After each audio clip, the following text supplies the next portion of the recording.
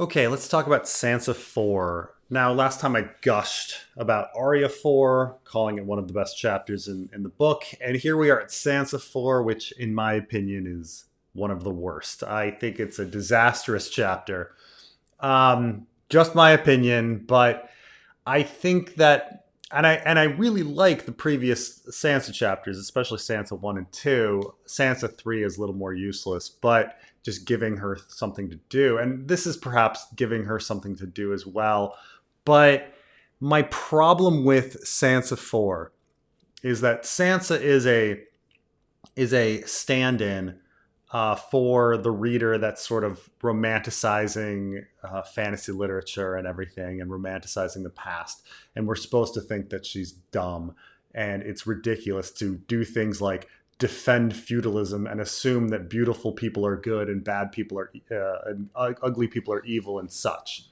Um, but it just becomes so farcical here in Sansa 4, where she's still, even though people are dying all around her and it's very clear horrible things are happening and her father's been locked up, that she's still defending Cersei and Joffrey.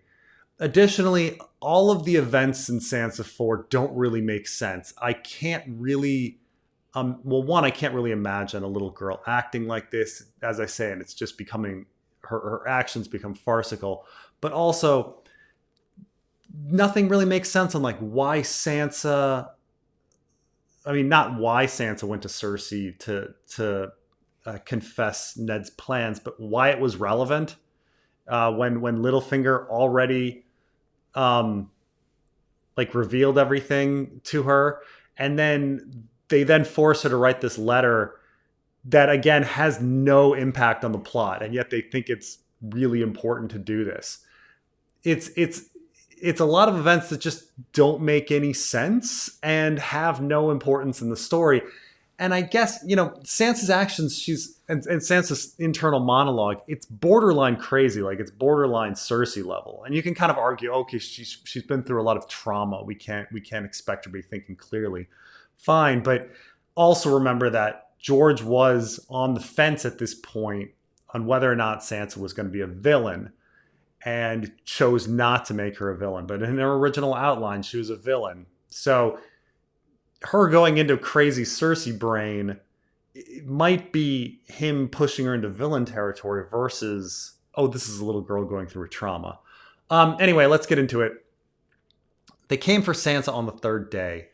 Uh, this is again really very odd, that Sansa was kind of imprisoned and um, forgotten about for a while, as if there was a lot of planning to do. This it reminds me the the locking up of Sansa and the delay of ringing the bells for Joffrey's coronation and such. It's done as if this is the same as in Fire and Blood when Viserys dies and they have a lot of planning and scheming to do. But there's not a lot of planning and scheming to do. They just need to make Joffrey king. It was assumed that Joffrey would be king. It's not the same sort of like shoring up support, because in Fire and Blood, it's assumed that Rhaenyra should inherit, not Aegon. And so switching things around took some time and some wheeling and dealing.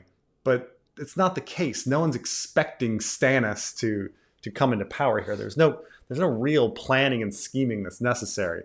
But anyway, they came for Sansa on the third day.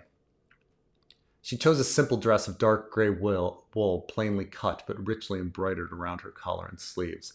Her fingers felt thick and clumsy as she struggled with the silver fastenings without the benefit of servants.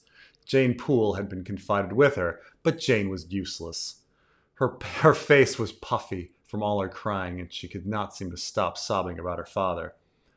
Um, Sansa chapters are always very focused on clothing and what people are wearing, and then we get this kind of cruelty about Jane Poole, where she's like, "Oh, Jane Poole is useless. She's so sad about her father." And then, of course, a couple paragraphs later, we find out Sansa's doing the same thing, but for some reason, she's overly cruel to Jane for worrying about her father, who she suspects is dead. Um, I'm certain your father is well, Sansa told her when she had finally gotten the dress buttoned right. I'll ask the queen to let you see him. She thought that kindness might lift Jane's spirits, but the girl just looked at her with with red, swollen eyes and began to cry all the harder. She was such a child. Again, like, it's almost farcical that she's in this situation. Like, okay, if we're gonna say that Sansa's a little girl, Sansa should be also very scared and worried. They've been in there days, after witnessing people getting slaughtered all around them. A child would be absolutely inconsolable, just like Jane Poole. But Sansa getting into this whole I need to be a proper lady thing. It's to a degree, it's just beyond what's realistic for a little girl. Sansa had wept too the first day. Even within the stout walls of Maegor's holdfast, with her doors closed and barred, it was hard not to be terrified when the killings began. She had grown up in this to the sound of steel in the yard, and scarcely a day of her life had passed without hearing the clash of sword on sword. Yet somehow knowing that the fighting was real made all the difference in the world. She heard it as she had never heard it before, and there were other sounds as well, grunts of pain, angry curses, shouts for help, and the moans of wounded and dying men. In the songs, the knights never screamed nor begged for mercy. So she must know something's wrong. She should be violently scared, but she's still so attached to this idea of, I am going to be queen and I need to be a proper lady. So she wept, pleaded through the door for them to tell her what was happening, calling for her father, for Septim Ordain, for the king, for her gallant prince. If the men guarding her heard her pleas, they gave no answer. The only time the door opened was late that night, when they thrust Jane Poole inside, bruising and shaking. "They're killing everyone!" the steward's daughter had shrieked at her. She went on and on. The hound had broken down her door with a warhammer, she said. There were bodies on the stairs of the Tower of the Hand, and the steps were slick with blood. Sansa dried her own tears as she struggled to comfort her friend. They went to sleep in the same bed, cradled in each other's arms like sisters. The second day was even worse. The room where Sansa had been confined was at the top of the highest tower of Maegor's Holdfast. From its window, she could see that the heavy iron portcullis in the gatehouse was down, and the drawbridge drawn up over the dry moat that separated the keep within a keep from the larger castle that surrounded it. Lannister guardsmen prowled the walls with spears and crossbows to hand. The fighting was over, and the silence of the grave had settled over the Red Keep. The only sounds were Jane Poole's endless whimpers and sobs. Would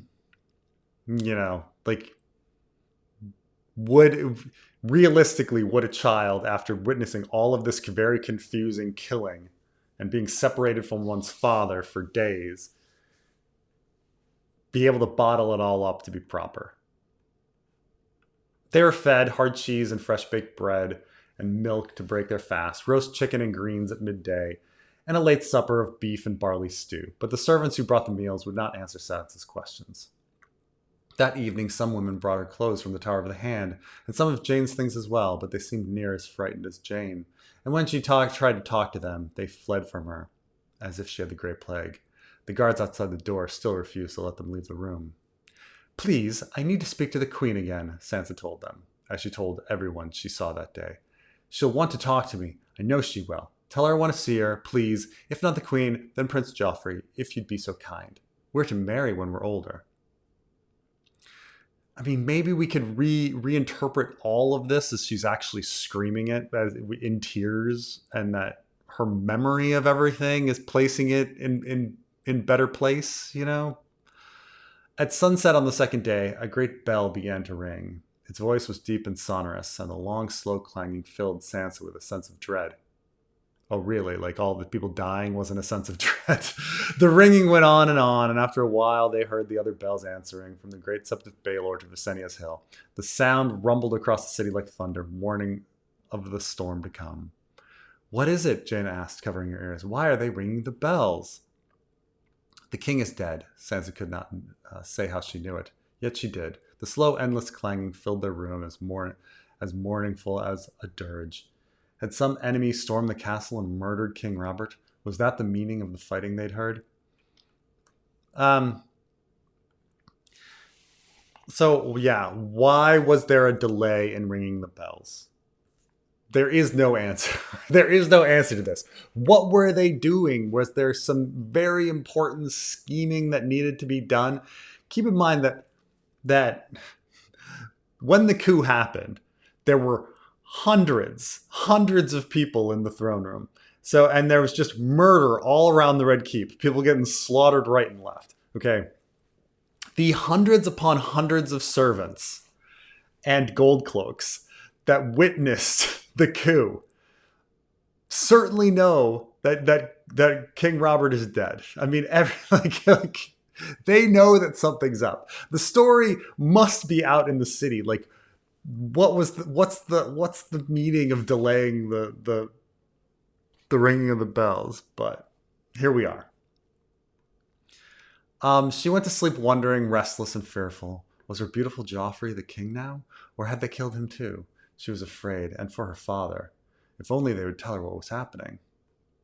Yeah, it's just strange that her father and Arya and Septim Mordain are the afterthought to Joffrey. I understand, like, that's the point. She's got this delusion in her head, but it gets to be farce.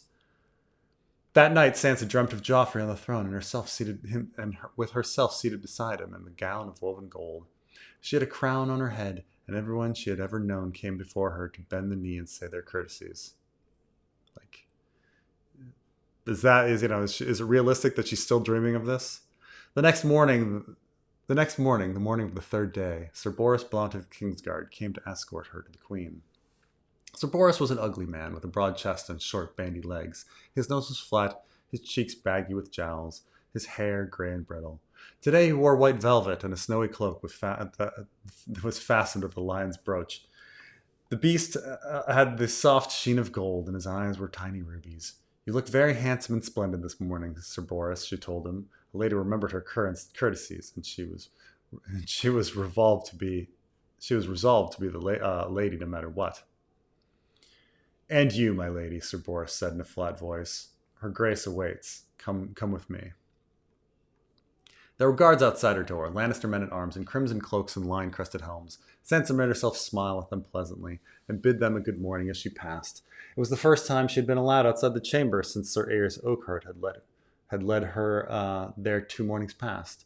To keep you safe, my sweet one, Queen Cersei had told her. Joffrey would never forgive me if anything happened to his precious. Sansa had expected that Sir Boros would escort her to the royal apartments, but instead he led her out of Maegor's Holdfast. The bridge was down again.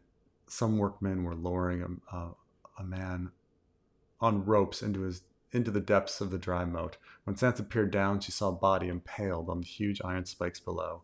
She averted her eyes quickly, afraid to ask, afraid to look long, afraid he might be someone she knew. They found Queen Cersei in the council chambers, seated at the head of a long table littered with papers, candles, and blocks of sealing wax. Okay, this idea that somehow, they need to send all of this, all this communication and things like that. We need that extra day, because also remember that Tywin's already in the field. Like, he's already in the field. They're already at war. The room was as splendid as any that Sansa had ever seen. She stared in awe at the carved wood screen and the twin sphinxes that sat beside the door. This is another thing. Like, at this point, she's been crying for days, dealing with the death, dealing with Jane Poole. Would she be in a more catatonic state, or would she really stare in awe at carved wood screens and twin sphinxes, things like that? Your Grace, Sir Boros said when they ushered her inside by another of the King's Guard. Sir Mandon of the curiously dead face.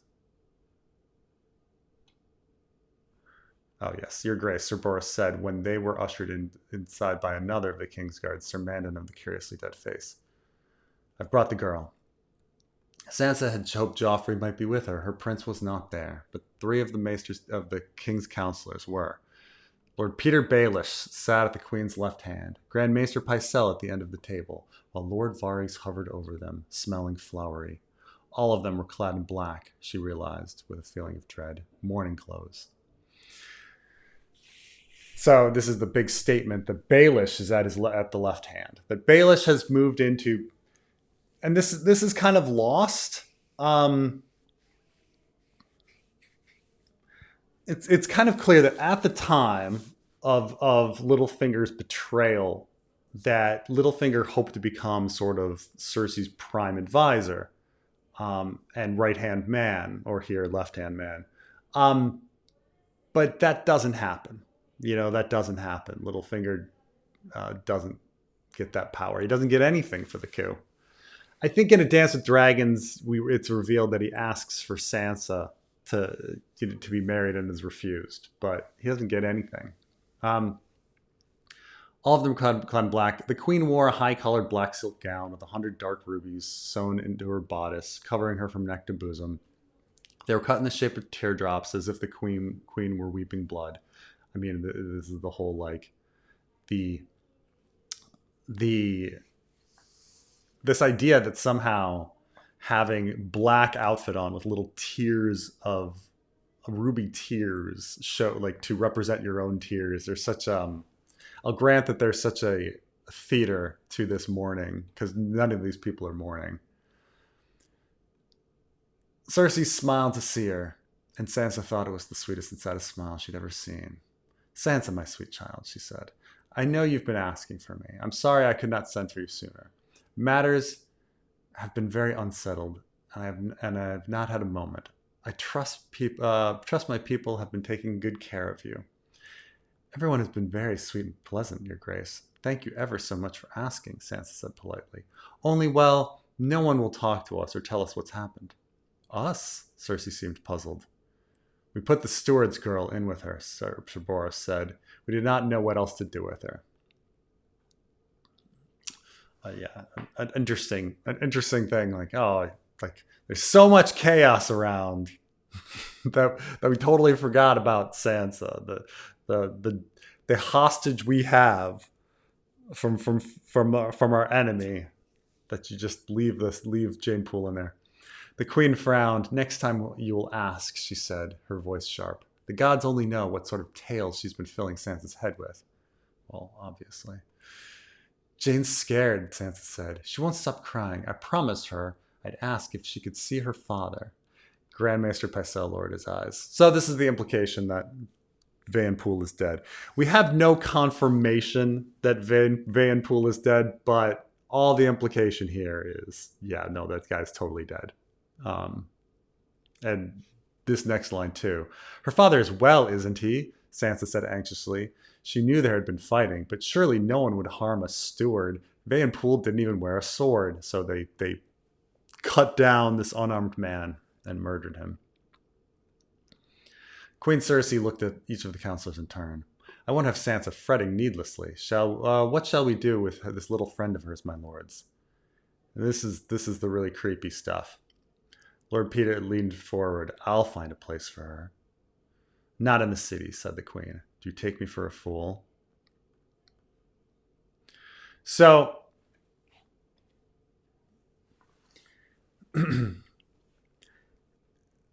now, even without knowing what happened to Jane Poole later, because we know what happened to her, she became a sex slave, and they forced her into training, and goes on to be fake Arya. But the fact that, like, it's so tacitly understood by everyone, because Lord Peter is he is the owner of brothels. So everyone just sees him as a brothel dude. So when he says, I'll find a place for her, the implication is right there. Like, oh, I'm going to take her and make her into a sex slave. And the Queen knows this immediately and says, not in the city, because she doesn't want people finding out. And he says, do you take me for a fool? As of, obviously. The Queen ignored that. Sir Boros, escort this girl to Lord Peter's apartments and instruct his people to keep her there until he comes for her. Tell her that Littlefinger will be taking her to see her father. That ought to calm her down. I want her gone before Sansa returns to her chambers." "As you command, your grace," Sir Boros said. He bowed deeply, spun on his heels, and took his leave, his long white cloak stirring the air behind him. Sansa was confused. "I don't understand. Where is Jane's father? Why can't Sir Boros take her to him instead of Lord Peter having to do this?" She had promised herself she would be a lady, gentle as the queen and as strong as her mother, the Lady Catelyn, but all of a sudden she was scared again. For a second she thought she might cry.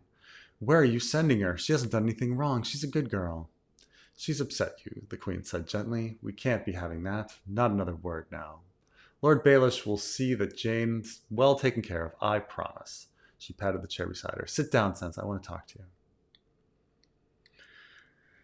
Sansa seated herself beside the queen. Cersei smiled again, but that did not make her feel any less anxious. Varys was wringing his soft hands together. Grand Maester Pycelle kept his sleepy eyes on the papers in front of him, but she could feel Littlefinger staring. Something about the way the small man looked at her made Sansa feel as though she had no clothes on. Goosebumps pimpled her skin.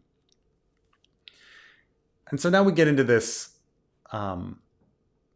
trying to make Sansa write this letter thing. And the letter in the books is dismissed immediately because obviously a prisoner forced to write a letter is pretty meaningless. Everyone knows that she's being coerced into writing something. I think they do make a little bit of it in the show in the later seasons that somehow this letter was significant, but so far in the books, when it eventually does make it to Catelyn and Robb, they're just like, who cares? This is the queen's hand. Like, this is the queen's words with Sansa's hand. "Sweet Sansa," Queen Cersei said, laying a soft hand on her wrist. "Such a beautiful child. I do hope you know how much Joffrey and I love you." "You do?" Sansa said, breathless. Littlefinger was forgotten. Her prince loved her. Nothing else mattered. The queen smiled. I think of you almost as my own daughter, and I know the love you bear for Joffrey." She gave a weary shake of her hand. "I'm afraid we have some grave news about your Lord Father. You must be brave, child." Her quiet words gave Sansa a chill. "What is it?" "Your Lord Father is a traitor, dear," Lord Varys said. Grand Maester Pycelle lifted his ancient head. And here we see... It's funny because when Varys and Littlefinger lie, we kind of accept it, but we forget that like Pycelle is also just the worst liar and suck up too. Especially in Tyrion's trial, for example. But, you know, with his statements of like, he killed the most gentle boy in the world and stuff like that. But here, Pycelle, just with my own ears, I heard Lord Eddard swear to our beloved King Robert that he would protect the young princes as if they were his own sons. Yet the moment the king was dead, he called the small council together to steal Prince Joffrey's rightful throne. You know, so it's I just went, I went back briefly to look at like Pycelle in the Robert death scene. Pycelle was kicked out of the room the minute Ned arrived. So like this idea of him being like, with my own ears, I heard something. No, you didn't hear anything. Because what he does say, Ned does make these sorts of promises, but like similar promises. But Pycelle's not even in the room. So like, this is all a lie, No, Sansa blurted. He wouldn't do that. He wouldn't. The queen picked up a letter. The paper was torn and stiff with dried blood, but the broken seal was her father's, the direwolf stamped in pale wax. "We found this on the captain of your household guard, Sansa. It's a letter to my late husband's brother Stannis, inviting him to take the crown." The fact that like this letter had not been sent off already days ago or whatever. The fact that like Ned didn't send his daughters off earlier. I don't know why Ned kept his daughters around. He'd already told Cersei, like, I know the jig is up, leave town, or else I'm going to tell Robert. And I'm doing it because Robert's going to come back and kill you if, at that point, like the cat's out of the bag, he could have gotten his daughters out of there, he could have had people, leaving town with letters ready to bring him to Stannis. There's no point in all of this. Ned is so stupid. But yeah, somehow this letter doesn't make it to Stannis. But I think Stannis gets a letter anyway. He gets another letter. Please, Your Grace, you've been there. There's been a mistake. Sudden panic made her dizzy and faint. Please send for my father. He'll tell you. He would never write such a letter. The king was his friend. Robert thought so, said the queen. This betrayal would have broken his heart. The gods are kind, and they did not live to see it, she sighed. Sansa, sweetling, you must see that what a dreadful position this has left us in. You are innocent of any wrong. We all know that, and yet you are the daughter of the traitor. How can I allow you to marry my son? But I love him, Sansa wailed, confused and frightened. What did they mean to do with her? What had they done to her father? It was not supposed to happen this way. She had to wed Joffrey. They were betrothed. He was promised her. She had even dreamed about it. It wasn't fair to take him away from her on account of whatever her father might have done. How well I know that child, Cersei said. Her voice was so kind and sweet. Why else should you have come to me and told me of your father's plan to send you away from us, if not for love? And so here we have the useless Sansa coming to her plot. And as I say, in So Spake Martin's, like, George has said that this was somehow a significant thing because there were various details that were not revealed. No, none of the details are important. Like, everything's in the throne room. Like, what details do you freaking need? Why does it matter that he had planned to send his daughters at noon when the person that was supposed to take them is in the throne room? And then in A Clash of Kings, like, Cersei wrongly remembers that that everything hinged upon Sansa bringing the information to her when it didn't, when Littlefinger uncovered it all before Sansa. So this is one of the other things that I just fucking hate about this chapter is that it gets events wrong. Like, the characters, Cersei, Varys, and Littlefinger. Well, Littlefinger cares about Sansa, but Cersei, Varys, and Pycelle, characters that shouldn't give a damn about Sansa, spend all of this time mentally manipulating her into writing a useless letter to her family that's immediately dismissed, and then talking about this, like, incredibly important thing that Sansa did in betraying her father, which made no difference at all. The whole chapter just doesn't make any sense. And meanwhile, Sansa's acting in this farcical way that no one would act. It was for love, Sansa said in a rush. Father wouldn't even give me leave to say farewell. She was the good girl, the obedient girl, and she had felt as wicked as Arya that morning, sneaking away from Septim Mordain, defying her lord father. She had never done anything so willful before, and she would never have done it if she hadn't loved Joffrey so much as she did. He was going to take me back to Winterfell and marry me to some hedge knight, even though it was Joff I wanted. I told him, but he wouldn't listen. The king had to be the king had been her last hope. The king would command father to let her stay in King's Landing and marry Prince Joffrey. Sansa knew he could, but the king had always frightened her. He was loud and rough-voiced and drunk as often as not, and he would probably just send her back to Lord Eddard even if they let her see him. So she went to the queen instead and poured out her heart, and Cersei had listened and thanked her sweetly. Only then Sir Aerys had escorted her to the high room in Maegor's holdfast and posted guards, and a few hours later the fighting had begun outside. Please, she finished, you have to let me marry Joffrey. I'll be ever so good wife to him. You'll see. I'll be a queen just like you, I promise. So this is set up like this is some big freaking reveal that, oh gosh, Sansa betrayed Ned and that's why everything went south. But no, like, Littlefinger already betrayed him.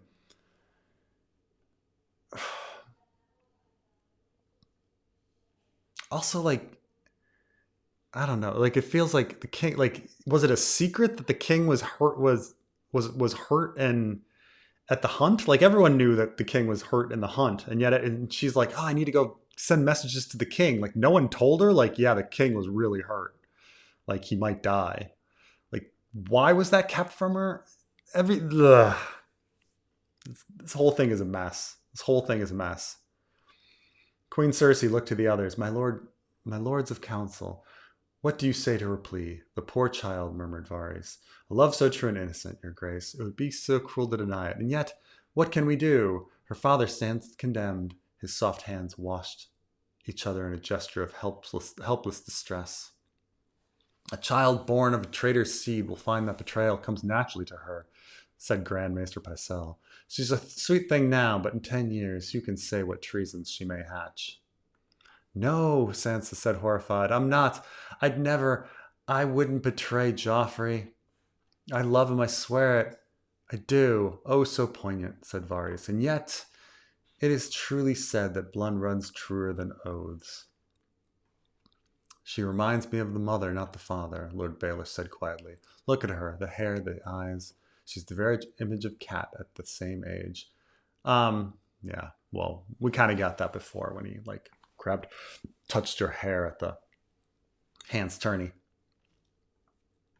The queen looked at her troubled, and yet Sansa could see kindness in her clear green eyes. Child, she said, if I could truly believe that you are not like your father, why nothing should please me more is to see you wed Joffrey. I know he loves you with all his heart, she sighed, and yet I fear that Lord Varys and the Grand Maester have the right of it. The blood will tell. I have only to remember how your sister set her wolf on my son. I'm not like Arya, Sansa blurted. She has the traitor's blood, not me. I'm good. Ask Septa Mordane. She'll tell you. I only want to be Joffrey's loyal and loving wife. Of course, Septa Mordane has been murdered as well. She felt the weight of Cersei's eyes as the queen studied her face. I believe you mean it, child. She turned to face the others. My lords, it seems to me that if the rest of her kin were to remain loyal in this terrible time, that would go a long way toward laying our fears to rest. Grand Maester Pycelle stroked his huge soft beard, his wide brow furrowed in thought.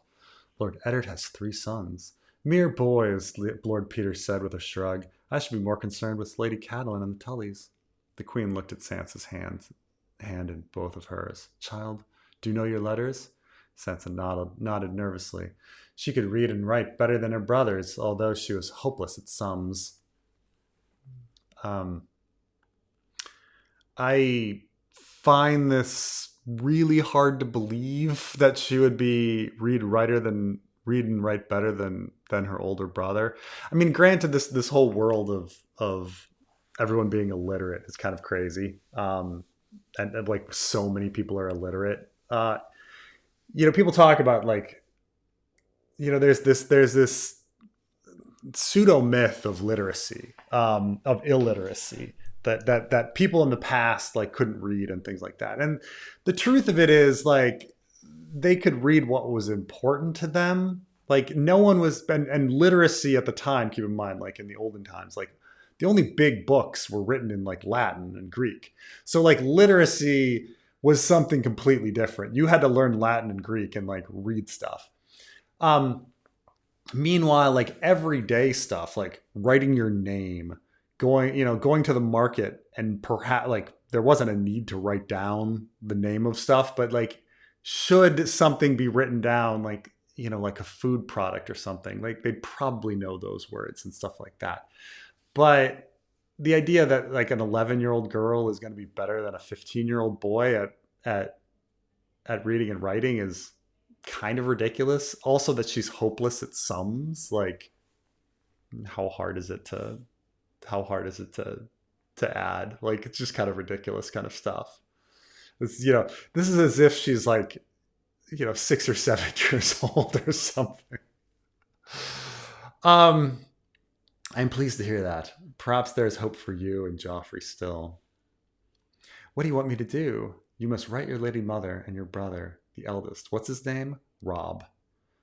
The word of your lord father's treason will no doubt reach them soon. Better that it should come from you. You must tell them how Lord Eddard betrayed his king. Sansa wanted Joffrey desperately, but she did not think she had the courage to do as the queen was asking. But I don't, your grace, I wouldn't know what to say. The queen patted her hand. We will tell you what to write, child. The important thing is that you urge Lady Catelyn and your brother to keep the king's peace. It will go so hard for them if they don't. It will go so hard for them if they don't," said Grandmaster Pycelle. "But the love you bear them, you must urge them to walk the path of wisdom." This is just all like the amount of time these characters who honestly don't give a fuck. Like, think about how little Cersei gives a fuck in Cersei IV: A Feast for Crows on huge matters in the world, and how quickly they just roll on to the next thing. How she just makes a decision instantly, a bad decision instantly, moves on. And here, like, they're spending so much time as a team mentally manipulating Sansa into doing a useless action. Like, this letter makes no difference. It is a Hail Mary kind of thing. Your lady mother will no doubt fear you dreadfully, the queen said. You must tell her that you are well and in our care, and that we are treating you gently and seeing to your every want. Bid them to come to King's Landing and pledge their fealty to Joffrey when he takes the throne. If they do that, why, then we should know that there is no taint in your blood, and when you come into the flowers of your womanhood, you shall wed the king in the great sept of Baelor before the eyes of gods and men. I mean, the other thing people might wonder is, like, is this just a proof of life? Like, we've got your hostage, but people kind of know that, like, girls don't matter that much. They matter to Catelyn, but girls don't matter that much, and it does not change Robb's war actions at all. Like, them having Ned Stark's daughters is meaningless. Like, it's meaningless. Strategically. So, like, even sending something being like, we have your daughter, this is proof of life. Like, they didn't need this much effort to do proof of life, like sitting her down and writing this letter. Ah, wed the king. The words made her breath come faster, yet still Sansa hesitated. Perhaps, if I might see my father, talk to him. Treason, Lord Varys hinted. You disappoint me, Sansa, the queen said. Her eyes had gone hard as stones. We've told you of your father's crimes. If you were truly as loyal as you say, why should you want to see him? I only met. Sansa felt her eyes grow wet. He's not, please, he hasn't been hurt or. Lord Eddard has not been harmed, the queen said. But what's to become of him? That's a matter for the king to decide, Grand Maester Pycelle announced ponderously. The king? Sansa blinked back her tears. Joffrey was the king now, she thought. Her gallant prince would never hurt her father, no matter what he might have done. If she went to him and pleaded for mercy, she was certain he'd listen. He had to listen. He loved her. Even the queen said so. Joff would never punish father. The lords would expect it. But perhaps he could send him back to Winterfell or exile him to the free cities across the narrow sea. It would only have to be a few years, but then she and Joffrey would be married. Once she was queen, she could persuade Joff to bring her father back and grant him a pardon. Only, if Mother or Robb did anything treasonous, call the banners or refuse to swear fealty or anything, it would all go wrong. Her Joffrey was good and kind. She knew it in her heart. But a king had to be stern with rebels. She had to make them understand. She had to. I'll write the letters, Sansa told them. With a smile as warm as sunrise, Cersei Lannister leaned close and kissed her gently on the cheek. I knew you would. Joffrey will be so proud, and I'll tell when I tell him what courage and good sense you've shown here today. In the end, she wrote 4 letters. To her mother, the Lady Catelyn Stark, and to her brothers at Winterfell, and to her aunt and grandfather as well, Lady Lysa Arryn of the Eyrie and Lord Hoster Tully of River Run. By the time she had done, her fingers were cramped and stiff and stained with ink. Varys had her father's seal. This is very interesting. Varys had her father's seal. This is something that might come back later, that Varys could impersonate Ned with a letter declaring something, impersonating his writing and then sealing it. She warmed the pale white beeswax over a candle, poured it carefully, and watched as the eunuch stamped each letter with the direwolf of House Stark. Jane Poole and all her things were gone when Sir Mandon Moore returned Sansa to the high tower of Maegor's Holdfast. No more weeping, she thought gratefully. Yet somehow it seemed colder with Jane gone, even after she built the fire. She pulled a chair close to the hearth, looked down at one of her favorite books and lost herself in the stories of Florian and Jonquil, of Lady Shella and the Rainbow Knight, of valiant Prince Aemon and his doomed love for his brother's queen.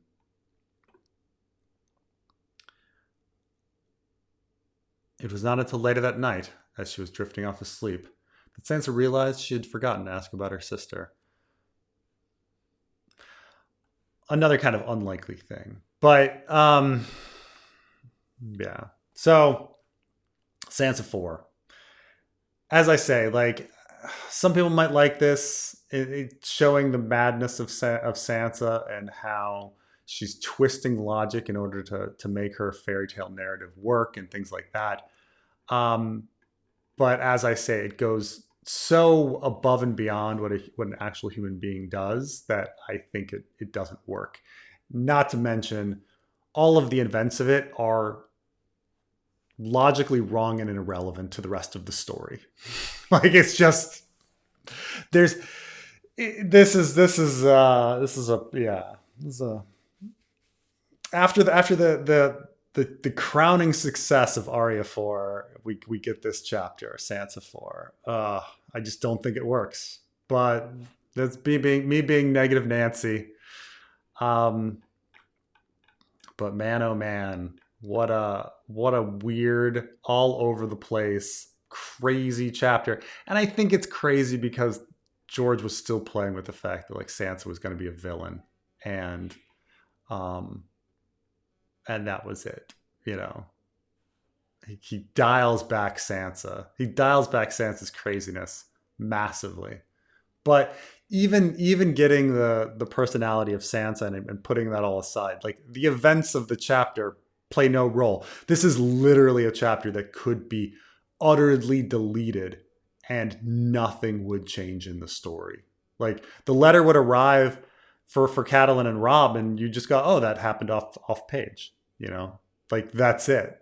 And the whole like going to Ned thing secretly is useless. So it's just this whole chapter could be deleted. Anyway, near the bottom, is it the worst chapter of a Game of Thrones? I mean, the cat chapter in the Eyrie might be pretty bad, but at least that one is comprehensive. At least that one, you know, God. Anyway, thanks for being with me, Sansa 4. I'll talk to you guys soon.